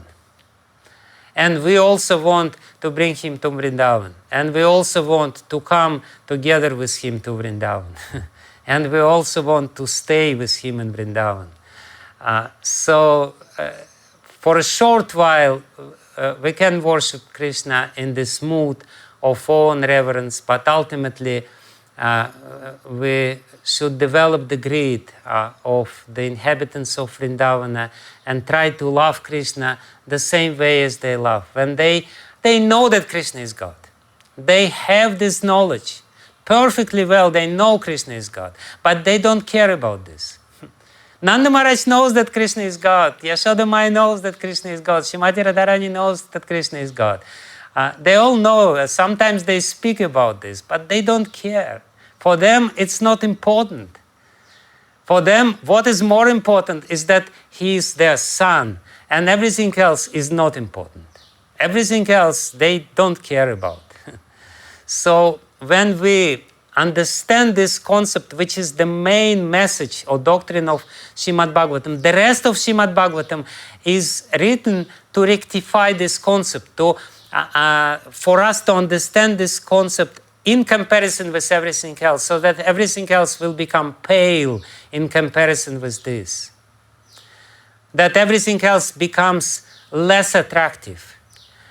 So then we will be able to understand who is God, then we will be able to practice this, and then we will be able to develop this complete surrender to Supreme Personality of Godhead. And this is exactly what Srila Śrīdhara Svāmī says in the first verse which we read. Daśame daśamam lakṣyam āśrita-tāśraya-vigraham śrī-kṛṣṇākhyaṁ param dhamma jagad-dhāma namāmi tat.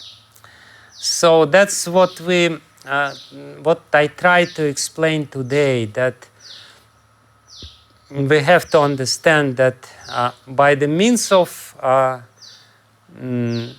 Brahma Gyan or Jnana Yoga, we can realize the aspect of Sat, we can realize the existence of God. It's a very important realization. By this means we will be, now we may have doubts, we may have all this beautiful philosophy, but we still may doubt. And I knew devotees who were devotees and then they became Buddhists. No, God doesn't exist. Why? Because they didn't realize the aspect of Sat. So the aspect of Sat has to be realized first.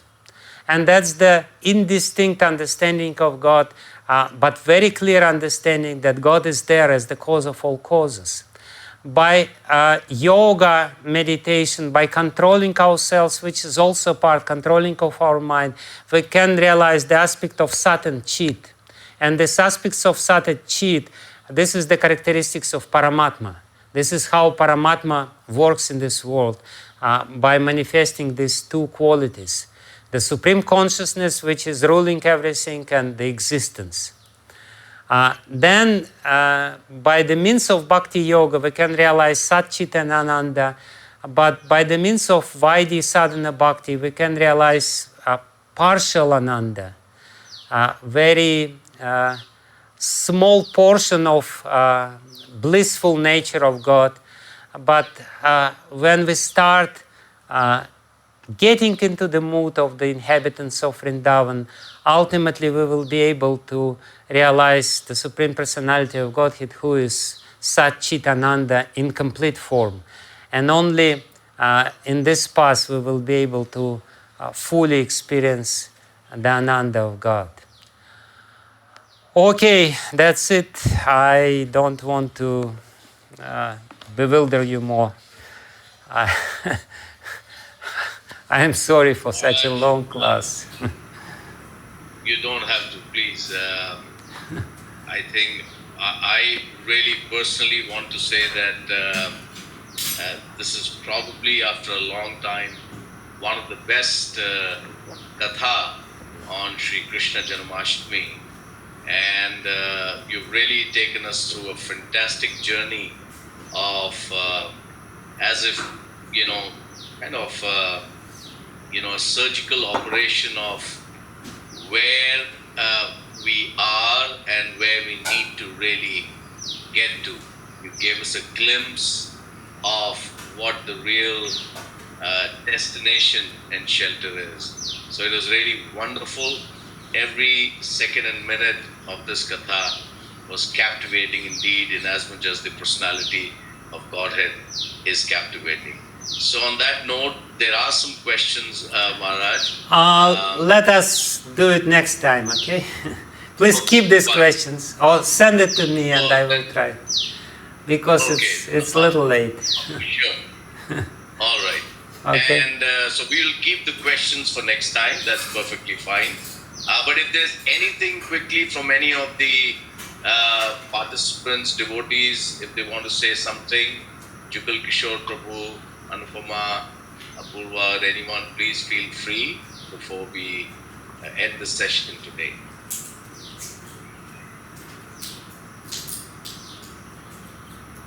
Okay, so I think, Maharaj, we will... Hare Krishna. Hare Krishna, Maharaj, please accept my respectful obeisances. Hare Krishna. What a beautiful lecture. We could listen to you all day and all night long. You are becoming like Maharaja Parikshit. It was so nice listening, and we wish you could keep speaking. Thank you so much for taking us on this journey. Hare Krishna. Okay. Thank you very much. Thank you very much. Hare so Krishna. On behalf of all the devotees who have attended today's session and the devotees on YouTube, we thank you again, Maharaj, for your kind association. We are indeed honored, privileged, and feel very fortunate that you took out time for us and taking us. I wish to say that this today's lecture, every other lecture of yours is very there is an urge, but in this lecture there's even further surge for us to, if I were to just encapsulate one point that you made, you underscored, was conception, the practice, which is sadhana, and the quality of practice is dependent upon the surrender, which is related to the conception, and obviously that leads to the realization. And clearly I have to say, I felt more neophyte than ever before. I always was in that situation, and thank you so very much in showing me the mirror, and we look forward that we continue to seek your association and be able to uplift my consciousness and everyone else who's in attendance, they could also take away. So what I will do next time I will, because as far as I understood, I explained the third canto, overview of third canto. So I will explain in more detail this philosophy of Sankhya, which is very important. And I will prepare the special PowerPoint presentation for this, so that something which I only touched in my previous class, I will explain in more detail next time. Really fantastic. And then we wish to all let you know, Maharaj, that we've had Kishori Mataji prepare PowerPoints of 2 of your lectures, Apurva. Is that correct? I have seen one. Okay. And she's, I think, working on the others, and we are also doing the transcriptions of the 4th lecture. So we should be done in a few weeks, I think. okay. Okay, I hope I'll prepare the PowerPoint for the next class. Okay. Maharaj, thank you again. Please accept our most respectful obeisances. Vancha kalpadurubhyascha kripasindhubhya cha Śrīdhara Svāmī. Rasaji, you wanted me to speak with you a little later, not today. Today is a little busy already, so maybe tomorrow or the after tomorrow, something. Yeah, tomorrow we can do that. Mm-hmm. Okay. Thank you. His Holiness Bhakti Vijnana Goswami Maharaj ki. Srila Prabhupada ki jai.